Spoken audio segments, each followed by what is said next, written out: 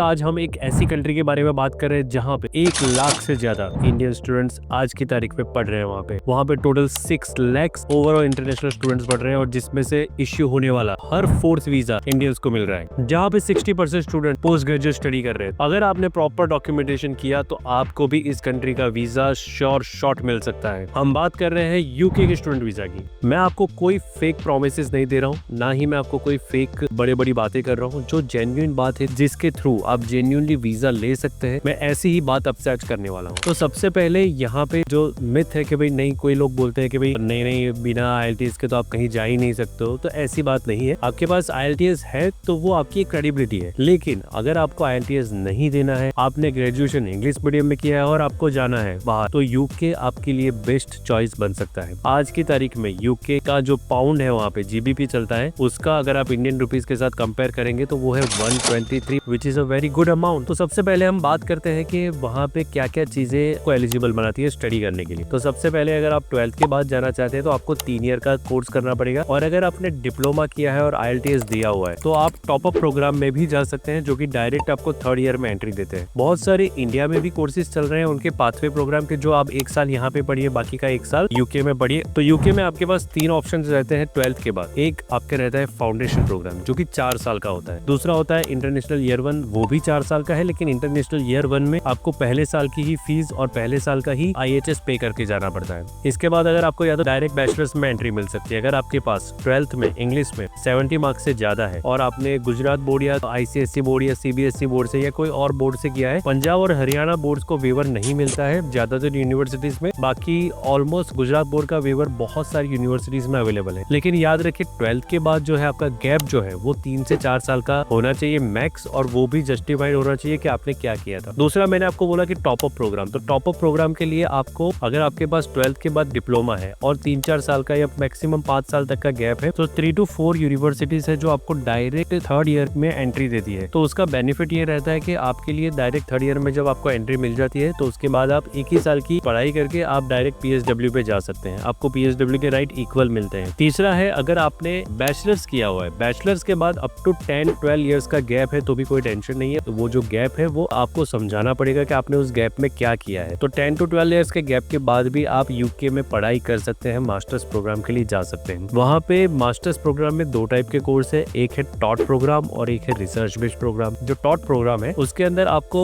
Dependent allowed नहीं है ले जाना साथ में, और जो रिसर्च प्रोग्राम है उसके अंदर आपको डिपेंडेंट को साथ में ले जाना है, तो आप ले जा सकते हो। तो अब हम बात कर रहे हैं टॉट प्रोग्राम की। अगर आप बैचलर्स में जाते हैं, 12th के बाद बैचलर्स करने जाते हैं, तो एवरेज जो ट्यूशन फीस है वो 12,000 से लेके 16-17,000 तक पर ईयर रहती है। और अगर आप मास्टर्स करने जाते हैं तो वो रेंज करता है कि कौन सी यूनिवर्सिटी कौन सी लोकेशन पे है, उसके ऊपर बेस करता है। बट जो स्टार्टिंग जो ट्यूशन फीस है वो 10,000 पाउंड से लेके 25-30,000 पाउंड तक की रहती है। But average on an average जो पॉपुलर इंडियन स्टूडेंट्स के लिए जो पॉपुलर यूनिवर्सिटीज है, जिसमें MOI भी एक्सेप्टेड है, इंटरव्यू इतना टफ नहीं आता है, वो वैसी जो यूनिवर्सिटीज है, जो रेंज है ट्यूशन फीस का वो 14,000 से लेके 20,000 का है। और जो वहाँ पे स्कॉलरशिप मिलती है आपको, तो स्कॉलरशिप की अगर हम बात करें तो 2,000 पाउंड से लेके आपको 6,000 पाउंड तक की स्कॉलरशिप मिल सकती है। तो जब आप यूके में स्टडी करने का प्लान करें तब आपको क्लियर करना पड़ेगा अपने माइंड में कि आपका पर्पस क्या है। क्या आप सिर्फ यूके में जाना चाहते हैं, कोई भी डिग्री लेके आप जॉब करना चाहते हैं जो कि ब्लू कॉलर जॉब्स रहेगी, या फिर आप अपना एक करियर सेटल करना चाहते हैं। तो अगर आप करियर सेटल करना चाहते हैं तो आपको भले ही थोड़ी फीस ज्यादा है, लेकिन उस यूनिवर्सिटी की रैंकिंग देखनी है, वो कौन से ग्रुप से है, नेविटास से है, रसल ग्रुप से है, या स्टडी ग्रुप के थ्रू, ये किसके थ्रू है, वो आपको देखना पड़ेगा। जैसे कि आप रसल ग्रुप में स्टडी करते हैं, तो रसल ग्रुप में से जब आप निकलते हैं और किसी एम्प्लॉयर को बताते हैं कि भाई आपने जो डिग्री ली है वो रसल ग्रुप की यूनिवर्सिटी से ली है, तो वो आपके लिए एक क्रेडिबिलिटी पॉइंट हो जाता है। आपकी जो प्लेसमेंट के चांसेस है वो बहुत हाई हो जाते हैं। यूके का अभी तक जो रिसर्च बताता है कि जो ग्रेजुएशन करते हैं लोग, ग्रेजुएशन करने के बाद उसके 15 महीने के अंदर ही 90% लोगों को जॉब मिल गई है।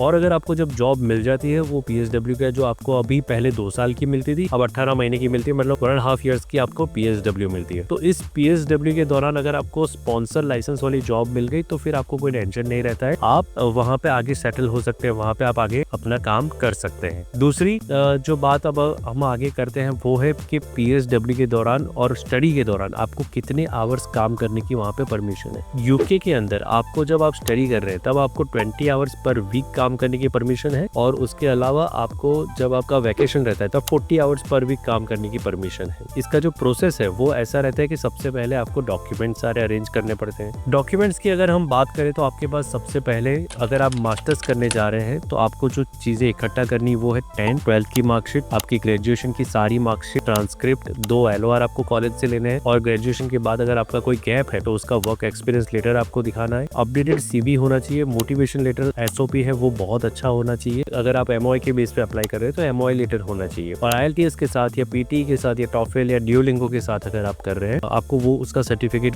भी साथ में अटैच करना है। 95% यूनिवर्सिटीज ऐसी है जो क्रेडिबिलिटी इंटरव्यू लेती है, क्योंकि UKVA की गाइडलाइंस अभी बहुत स्ट्रिक्ट हो चुकी है। तो आपको क्या करना है कि आपको, बहुत सारी यूनिवर्सिटीज है जो पहले इंटरव्यू लेती है फिर आपसे पेमेंट लेती है, कुछ यूनिवर्सिटी है जो डिपॉजिट अमाउंट लेती है फिर इंटरव्यू लेती है। तो उसमें क्या होता है कि आपके ने डिपॉजिट अमाउंट पे कर दी और अगर आप क्रेडिबिलिटी इंटरव्यू में फेल हो गए तो वो जो पैसा है रिफंड का वो 1 से 1.5 महीना लगता है रिफंड आने में। हाँ, यूके यूनिवर्सिटीज रिफंड दे देती है बट उसमें टाइम लगता है 1 से 1.5 महीने का। तो आप ये सब चीजें पॉइंट ध्यान में रख के आप अप्लाई करिए। अगर आपको लग रहा है कि कुछ आपको हेल्प चाहिए, कुछ गाइडेंस चाहिए, तो आप नीचे जो मैंने डिस्क्रिप्शन में नंबर दिए उस पर कॉल कर सकते हैं 10 to 6 में, और हम आपको डिटेल में गाइड करेंगे कि आप क्या अपने फ्यूचर को यूके में कैसे प्लान कर सकते हैं। सो रही बात डॉक्यूमेंट की, उसके बाद अगर आपने जब अप्लाई कर दिया तो ज्यादातर यूनिवर्सिटीज में जब मास्टर्स के लिए अप्लाई करते हैं तो उसके अंदर आपको एप्लीकेशन फीस नहीं रहता है। बट अगर आप बैचलर्स में अप्लाई कर रहे हो और यूकास के थ्रू अप्लाई कर रहे हैं तो यूकास की एक फीस रहती है, कुछ पाउंड्स में फीस रहती है, वो आपको पे करनी रहती है। कुछ यूनिवर्सिटीज आपको तुरंत ऑफर लेटर दे देती है विदिन 2 days 3 days, कुछ यूनिवर्सिटीज 10 to 15 days लेती है। जब आपका ऑफर लेटर आता है तो वो कंडीशन के साथ आता है कि आपकी ये कंडीशन है, आपको वो फुलफिल करनी है। कंडीशनल ऑफर आने के बाद जब आपने सारी कंडीशंस फुलफिल कर ली तो उसके बाद आता है आपका अनकंडीशनल ऑफर लेटर। इसके बीच में आपका इंटरव्यू भी होता है। आपको वो क्रेडिबिलिटी इंटरव्यू कैसे क्रैक करना है उसके लिए हमने एक सेपरेट वीडियो बनाया है, वो आप मेरी चैनल पे जाके देख सकते हैं, और आपको बहुत डिटेल में कैसे वो आप क्रेडिबिलिटी इंटरव्यू क्रैक कर सकते हो उसकी मैंने उस पर पूरी डिटेल इन्फॉर्मेशन दी हुई है। बहुत सारी यूनिवर्सिटीज ऐसी है जो प्लेसमेंट भी प्रोवाइड करती है, वो फेक प्रोमिसेस नहीं करती है कि हम आपको गारंटेड जॉब देंगे या ऐसा कुछ, लेकिन they provide placement assistance. With placement वाला कोर्स अगर आप सिलेक्ट करते हैं तो वो ज्यादातर 1.5 साल का या 2 साल का होता है। उसमें एक बेनिफिट ये होता है कि आपको वीजा 2 साल का मिलता है स्टडी का, और उसके बाद PSW 1.5 years का मिलता है। लेकिन हाँ, उसमें आपको दूसरे साल की भी फीस पे करनी रहती है जो वेरी करती है, पहले साल जितनी नहीं होती है लेकिन वो उसमें फीस रहती है।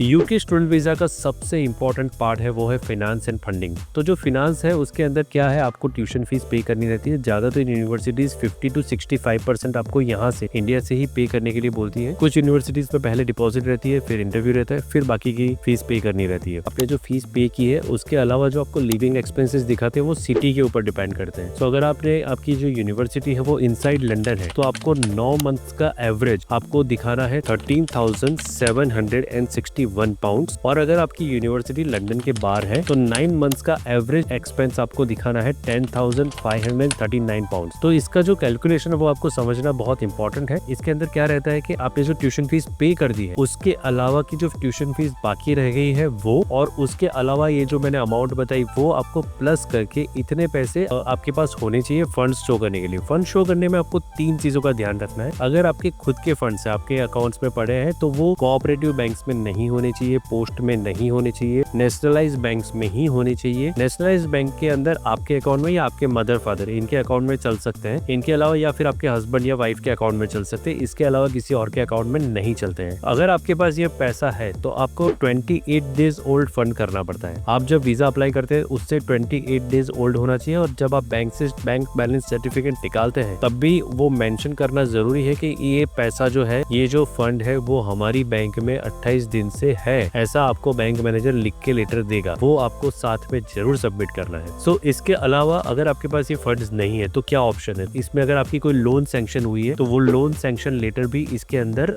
वैलिड है, that is also valid for this UK visa purpose. So अभी तक की वीडियो में जो मैंने बात की उसके हिसाब से आपको इतना तो समझ आ गया होगा कि यूके का जो वीजा है वो बहुत ही सिंपल और वेल डिफाइंड है। मैंने जो स्टेप्स बताए वो थे आपका सबसे पहले डॉक्यूमेंटेशन, उसके बाद कंडीशनल ऑफर, उसके बाद क्रेडिबिलिटी इंटरव्यू, उसके बाद आपका अनकंडीशनल ऑफर, उसके बाद का स्टेप है आपका बैलेंस और मेडिकल और ट्यूशन फीस पेमेंट करना। ये तीनों हो गया। फिर आपका आता है CAS आता है जिसको बोलते हैं सर्टिफिकेट ऑफ एक्सेप्टेंस। ये लिए बिना आप यूके का वीजा नहीं अप्लाई कर सकते, तो आपके लिए कैश बहुत इंपॉर्टेंट डॉक्यूमेंट है। वो यूनिवर्सिटी ये सब कंप्लीट करने के बाद फॉर्मेलिटीज कंप्लीट करने के बाद आपको प्रोवाइड करती है। कैश आने के बाद आपको वीजा फॉर्म भरना है। वीजा फॉर्म भरने के बाद आप IHS का पेमेंट करना है, इंटरनेशनल हेल्थ सरचार्ज। वो आपके कोर्स के ड्यूरेशन के ऊपर डिपेंड करता है। जैसे कि अगर आपका कोर्स का ड्यूरेशन 1 ईयर है तो वो आपको आएगा 1035 पाउंड। अगर आपका कोर्स का ड्यूरेशन जितने साल है उस हिसाब से आपको कोर्स का IHS आपको पे करना रहेगा। IHS पे करने के बाद ही आप वीजा फीस पे कर सकते हैं। वीजा फीस पे करने के बाद आपको वो पेज ले जाएगा आपको VFS की साइट पे, जहाँ पे अगर आप जैसे गुजरात में है तो अहमदाबाद सिलेक्ट कर सकते हैं। बहुत सारे वेरियस लोकेशंस पे VFS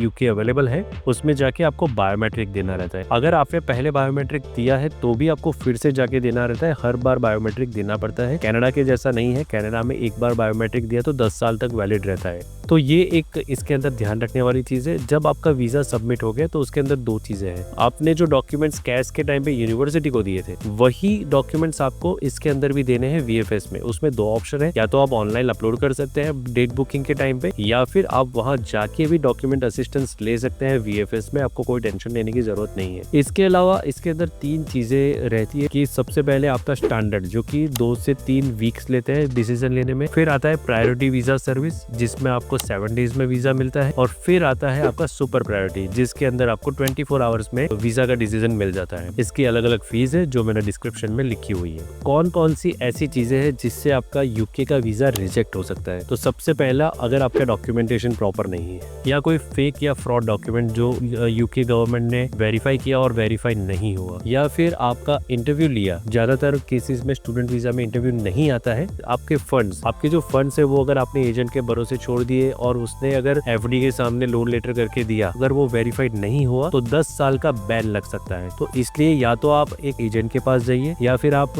अपने आप खुद भी करना चाहते हैं कि पूरा वीडियो शांति से देखें, आप खुद भी अप्लाई कर सकते हैं। और अगर आपको कोई असिस्टेंस चाहिए तो आप दिए गए नंबर्स पर हमको कॉल करिए, हम आपको डेफिनेटली हेल्प करेंगे कि आप अपना वीजा खुद भी कर सकते हैं या फिर हमारी हेल्प भी ले सकते हैं इसके अंदर। So thanks for watching this visa with Vijay, your visa your victory channel. अगर आपने अभी तक सब्सक्राइब नहीं किया है तो वो कर लीजिए। अगर आपको ये वीडियो पसंद आए तो लाइक करें, और आपके कोई क्वेश्चंस है या आप किसी टॉपिक पे UK के किसी टॉपिक पे डिटेल इन्फॉर्मेशन लेना चाहते हैं तो वो मुझे कमेंट में लिखिए, मैं उसके ऊपर वीडियो बनाऊंगा।